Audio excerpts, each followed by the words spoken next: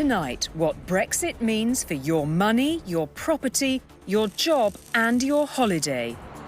Prices are very likely to go up, aren't they? Inflation, trade tariffs, we just don't know. And there are top tips for life beyond Brexit from personal finance expert Martin Lewis. I've got people out there telling me their buyers pulled out of buying the house because of worries. Some people asking me, should I change my current account because of this? That's completely irrelevant. It's nothing to do with it.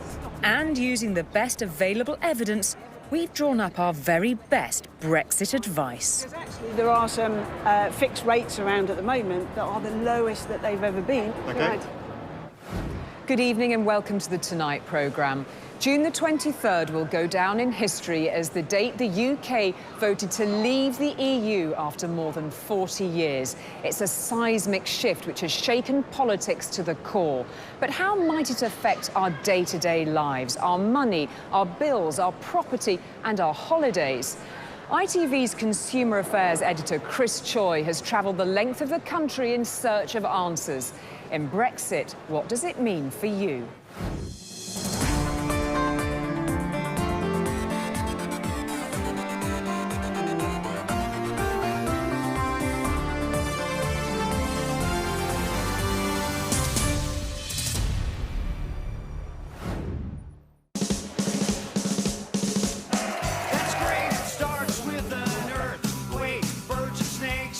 We are calling it for Leave to Win.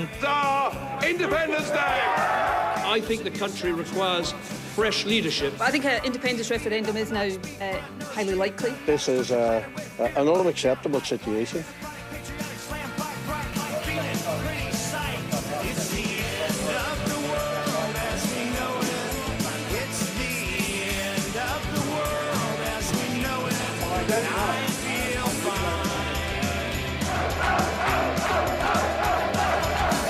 Whether you are for getting out or staying in, there's now agreement on one thing: life has definitely changed. But despite weeks of feverish debate, people have been left with many unanswered questions. And that's where we come in.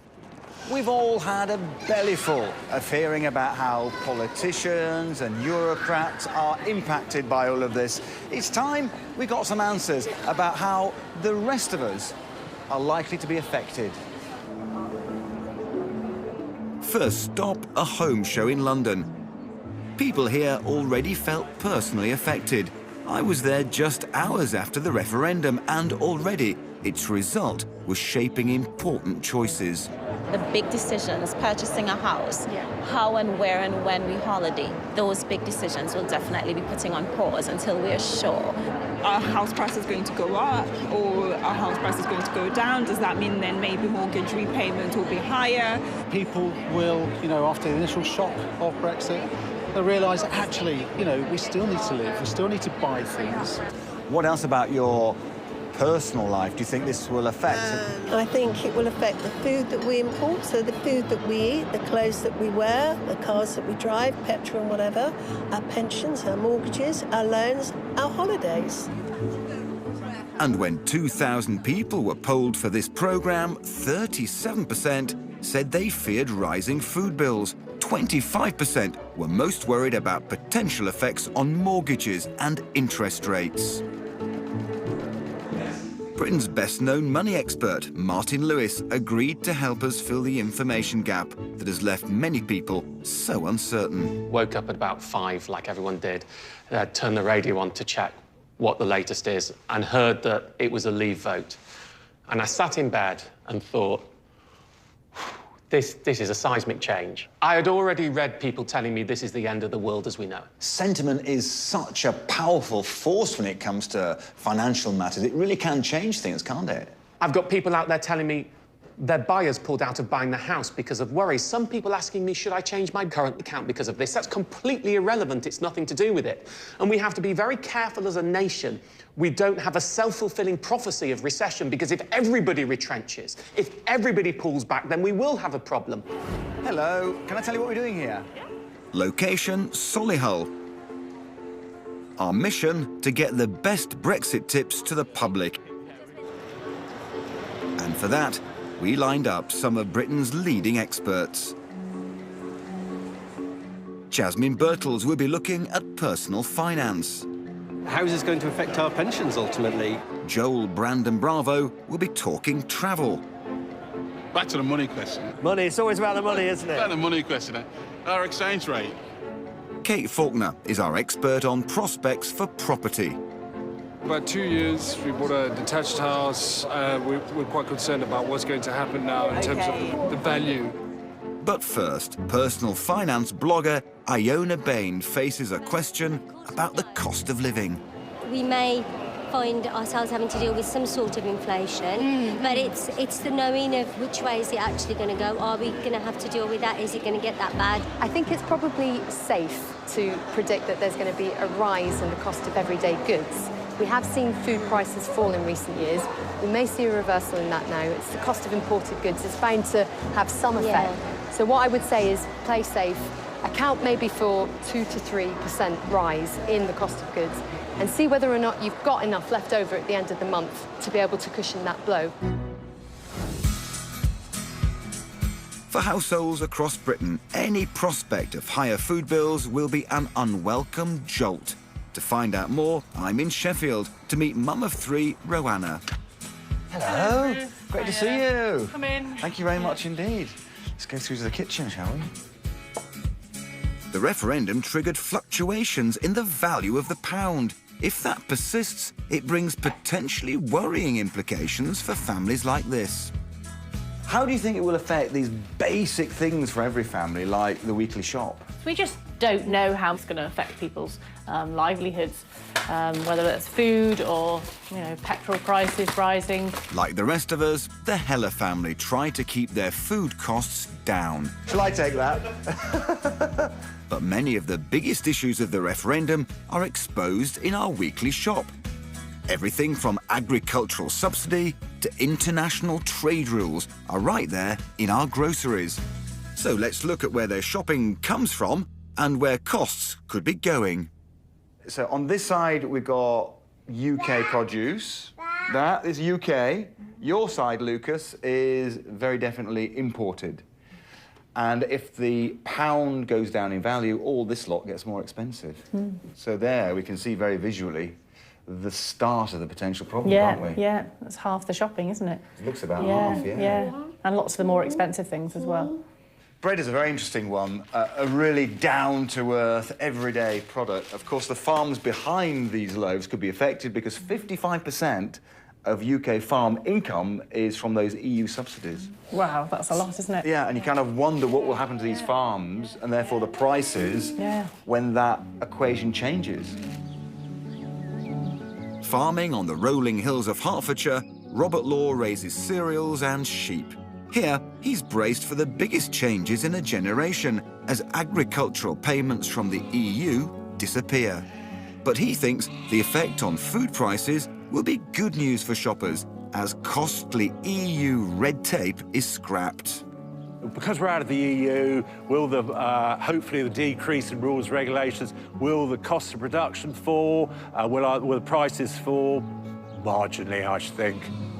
I hope we see a marginal fall, because one thing the EU has actually left us with is a very high-cost agriculture. He's now predicting an upturn in UK-produced food and that changes in our shopping will mean a boom in buying British. I'm looking really positively at the future of UK farming because at the end of the day, people want to buy locally. They want to buy UK-sourced food. They want to know how it's grown. They want to know where it comes from. And they want to drive up the road and see how we're farming. They will be able to see it now because the emphasis is going to be on UK agriculture. But there'll still be imports into Britain from overseas farms, and the price shoppers pay for them will depend on new trade deals. Up until now, the EU did the negotiating with countries all over the world. In future, the UK will go it alone.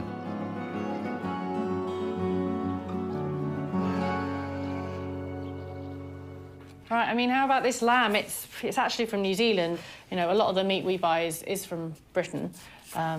That's really interesting, though, isn't it? Because people think that without that bond into Europe, there might be more of these old Commonwealth trade deals. Well, that is quite possible. The other problem, of course, with lamb is that about 30% of the UK lamb at the moment goes into Europe. If we don't have that same trade deal with the EU, they could face these things called tariffs, which is like an import tax. It would make the price of UK lamb so expensive in Europe, it wouldn't be so attractive. Yeah, definitely. So there's some very complicated international economics that you get a glimpse at just by going through a typical shop like this. And we really don't know how it's going to pan out in the next 2 years or in the next 10 years. Let's hope the mint sauce isn't as complicated. There's a 25% gap between the food we need and what we produce. One fear is that any new trade deals Britain gets could be worse than existing global agreements done by the EU, but they could also be better. It could be a good thing, of course, for local producers. If the prices for the imports go up, their services and their products become more attractive. I mean, at the moment, obviously, there's a lot of British fruit about, but, come the middle of winter, we're, reliant on fruit and vegetables from sunnier climes, aren't we? And not many bananas growing in Sheffield. No, well, exactly.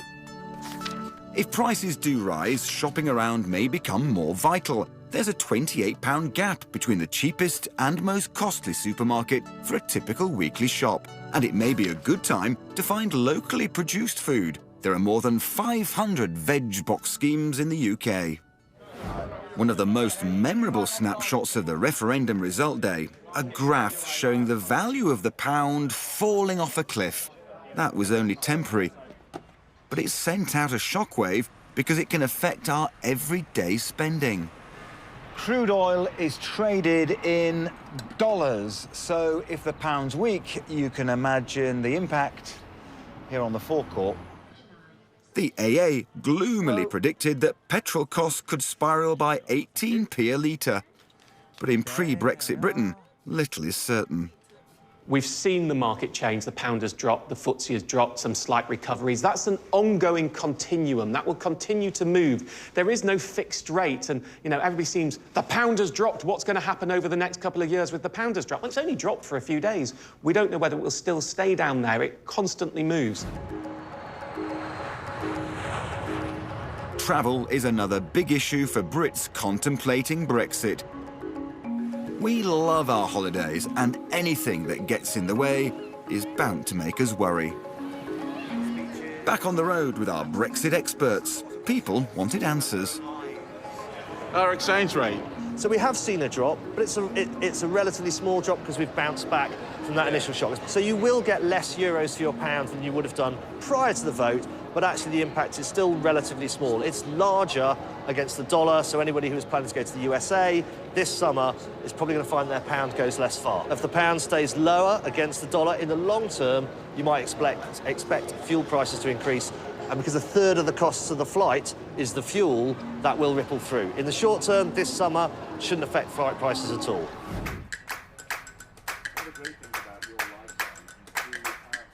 Next, we're in not-so-sunny Doncaster. The Roberts family are seasoned travellers who love to explore the world. Yeah, I took the photo, and it's amazing I actually made it up. I'm not the best walker in the world.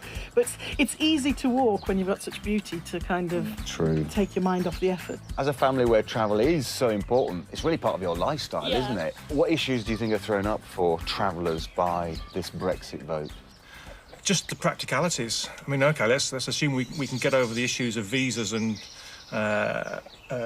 more expensive flights. Travel and flights. When I travelled to the States for work a few years ago, it took me 4 hours to get through customs. I don't want to be taking 4 hours to get through customs just inside Europe. It's in holiday healthcare that the EU has come good for travellers. The European Health Insurance Card, nicknamed EHIC, provides a valuable safety net.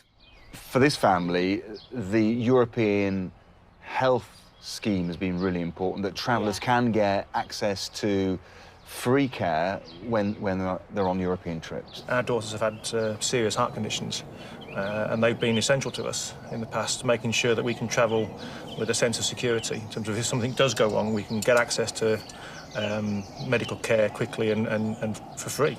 Because it's essentially extending the NHS into Europe. because we have this system of the e-HIC cards, travelling within Europe is still manageable for us from a travel insurance point of view. Now, I'm going to the States in a couple of weeks, and for 6 days in America, it's costing me over £100 to cover travel insurance. So if you think that our travel insurance costs could effectively be the same for Europe as a family of 4, and if we're going for 2 weeks, that's adding a substantial cost to our holidays. Lots of people have asked me about their European health insurance card. It's still valid. I would point out while we're doing this that there are about 3.5 to 4 million of them that are out of date. So go check the date on yours if you're planning to use it this summer. If not, you can renew it and you should never pay for it. It's always free. So here's a Brexit travel tip. Put your money onto a prepaid travel card. It protects your cash from possible falls in the pound. But remember, if sterling goes up, you could lose out. And remember, there are no changes yet to duty-free. You can still bring home unlimited alcohol and tobacco from the EU for personal use. One of the most significant potential effects of the Brexit vote isn't just close to home, it is your home. And for visitors to our information roadshow, the impact of Brexit on bricks and mortar was a major issue. A friend of mine and myself looking at mortgages. Well, so you're wondering what's going to happen to mortgage interest rate? Very good question, because the idea generally is that if prices go up, the Bank of England puts up interest rates to stop inflation so much. However, because the economy is looking very uncertain at the moment, I mean, frankly, everything is uncertain, it's more likely that the Bank of England will possibly even bring down rates. So tell me a little bit, you've got a mortgage at the moment? Yeah. And is it on a fixed rate or, do you know, so it's on a variable rate at the moment. So one of the things you can do is actually go to have a chat to a mortgage broker and go and talk to them, explain that you're a little bit worried at this moment in time, because actually there are some fixed rates around at the moment that are the lowest that they've ever been. Thank you. Thank you very much. All right. Vicky and Andrew Marshall have already found their new family home, one with a garden and extra space for their 7-month-old daughter Harriet. They have a buyer in place for their 2-bedroom terrace property in Oldham, and their offer on a 3-bed was accepted. But that was before the referendum result. Now the biggest financial transaction of their lives has been overshadowed by new risks. Well, because we are in a chain, you know, there's quite a few transactions above us as well. We're always cautious that somebody further up that's out of our control could either pause to hang on, see what may happen, or decide to stay where they are and break the chain, so to speak, and it collapses around us. How concerned are you by the potential for interest rates to rise? We need to move. It's, you know, we can't avoid that. We're in the highest we're in is too small at this stage. We don't want to find ourselves in 2 years down the line and they've increased even further, and it's just a risk that we have to take. Fortunately, we're from an era of we've never known 13% mortgages, and you know, you speak to family members who faced them increases in the 1990s. They survived. We're going to have to just buckle down and crack on. It's worth understanding, of course, falling house prices is a bad thing for some and a good thing for others. Those first-timers who can't get on the market want to see prices fall down. Those people who are trying to move to a bigger house, if your price drops, so will the one you're moving to, and the differential will be brought down. So there's no goods or bad here. Now, lots of people have asked me the very practical question, I'm about to complete on a house. Should I do it? Well, my answer is this. If the house is the right one for you, you've checked that it's affordable, you've got the cheapest possible mortgage, and it's the right decision, then the correct human decision, even if it doesn't turn out to be the correct financial one in the long run, is get on with it, get on with your life. If you're uneasy about whether interest rates will rise or fall, you could consider fixing your mortgage rate. Record lows of 0.99% for 2 years are still available. And this autumn, home price surveys from ONS, Nationwide and Halifax will give the first hard evidence of any change in property prices. leaving the EU has potential effects on incomes as well as outgoings. In our workplaces, uncertainty can also lead to feelings of insecurity about jobs. Business owner Julie Gash knows that across Britain, many employees are anxious about the Brexit vote. The immediate thoughts of my own business was, when I heard the news, was, oh my God, this is going to be now so tough. There's a lot of jobs at stake. At her South Yorkshire bag-making factory, she's called a staff meeting. We're going to have to just see how this all unfolds. I think it's going to be tough in the short term, I'll be honest with you. In this area, an unemployment rate over 7% means every job counts.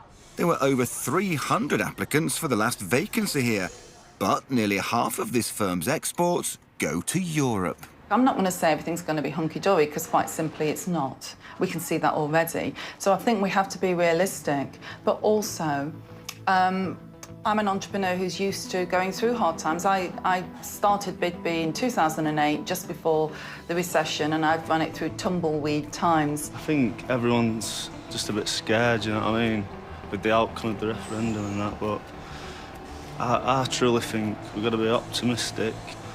We've had supply routes and connections with Europe for years, so I can't see Europe turning around and saying, oh, just because you're not in Europe now, I don't want to do any business with you. Because obviously they know that, you know, England does make quality products and things like that, so I think they're still do business with, personally.